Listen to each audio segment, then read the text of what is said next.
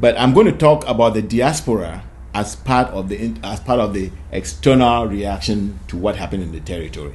Some people like to think that it's the diaspora that caused what is happening in the territory. That's a lie. I think even the European Union's document spells how it happened, and it wasn't the diaspora. So the diaspora also reacted to what happened. I mean, the Ambazonian diaspora also reacted to the rebellion at home, to uprising at home. I'm not going to go through what stages, what has happened between then and now. But recently they were holding all these conferences. There was a conference in Philadelphia, there was a conference in Washington, there was a conference in Berlin. Tell me what you think about all these conferences. Well, we have always said, we've said it's okay for people to meet. But those conferences, the amount of money that they spend on those things is some of the money that is, like we said, we need to manage our resources very well.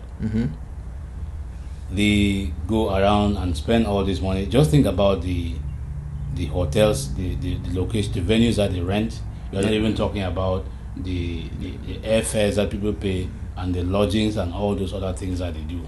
So it's a huge amount of money for absolutely nothing. The people in Philadelphia, there are people who describe them as people who wanted to overthrow the IG. So that was sabotaged.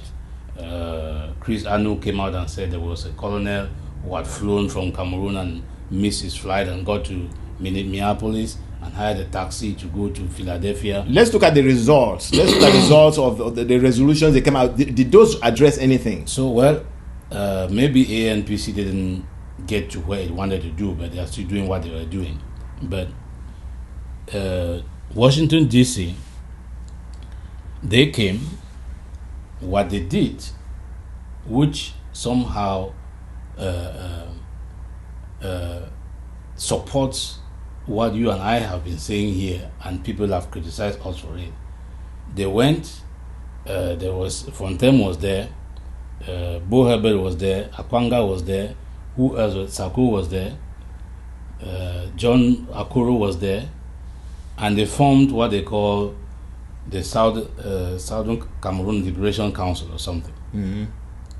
So what was interesting to me, because remember, we have always said that we need a liberation movement. So all of a sudden, we were then reverting to what we have been preaching all along, and people have almost crucified us for that. So besides that, it was just another meeting like the Reboot Conference. We forgot the Reboot Conference. No, I remember that one. Yeah, there was a Reboot Conference. And then there was Berlin. Yes. And then I think they went to Berlin and increased the ministries in the IG and dissolved what is ASC and did some other things. And another conference with nothing to show for it. So the reason I am narrating all of these things is so that people should be able to take stock for themselves. Yes, yes. Yes, because what we have described on this show is that most of our leaders give an impression that there are things that they are doing for the struggle when they are absolutely doing nothing.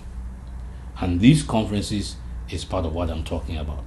Okay. You make all this show, come out, spend all this money, put all these flyers, harass people left and right, and then leave and go back to wherever you came from. Okay. I've always had a formula that works. Maybe from my own, the voice of my own schooling is telling me how things work. You know what I'm saying? First, I think we need to correct certain terms, because language is important. And when you call people who are living thousands and thousands of miles away from the front line, when you call them FrontLine Leaders, it's stupid. You know what I'm saying? The front line of our struggle is back in Ambazonia, and the FrontLine Leaders are the leaders who are fighting this thing on the front line. Not people who have stayed in the West for decades, live in air-conditioned homes and go and get their jobs every day and come back and make their money, and you cannot be calling them frontline leaders. So let's take that term frontline leaders off from activists who live in the West. They may be doing good work, but they're doing good work as activists. And as activists, they can contribute, but they are not frontline leaders. So let's stop lying to ourselves and lying to our people. The second thing I noticed was that all of them came out acting like government again. If you look at all the resolutions, they were acting like, you see, these people are already ruling the country and writing policies on ruling the country when no country has been won. If you look at all the different resolutions they came out with, they were all about secretaries and no, we need to be in a fighting mode like the Amber Boys are and say, how do we support you? And the only two things that the West, that the diaspora can support the fighting on the ground with. One is finances, and two is advice. And I'm going to put advice with some of what you said is happening in these other communities, like in Lowell and you know what I'm saying, in Milwaukee and other communities that are thinking about contacting their keep the struggle alive, or contact the people in the West, like the congressman you talked about, who can help us.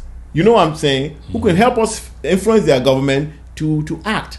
But we cannot be sitting in America creating governments that are supposed to go create a territory we're not even fighting for. And I can assure them one thing: none of these people will ever rule Ambazonia, because they are very able people who are fighting for Ambazonia, and those people are the people who deserve to rule the country that they live in. We don't live there. People who are in the diaspora don't live there. The people who live there are going to rule them. So otherwise, you want to come in and like another dictator or like another France or another UN, and you try to impose on the people. That shouldn't happen. The fact that you came from there and keep dumping down and thinking, it's again thinking that these people are stupid, so I have to sit here and design a government for them. No. I think Professor Anyangwe in the Washington meeting actually said what is and what has always been, that the international community is, once we are ready, or once they are ready, because we're always ready, once they are ready, they'll do what is necessary. And what is necessary is to come and get out the foreign forces in our territory and create some space for us to create our own forces and organize our own societies. And then those who want to have the people of Ambazonia elect them as their government can then go around and campaign.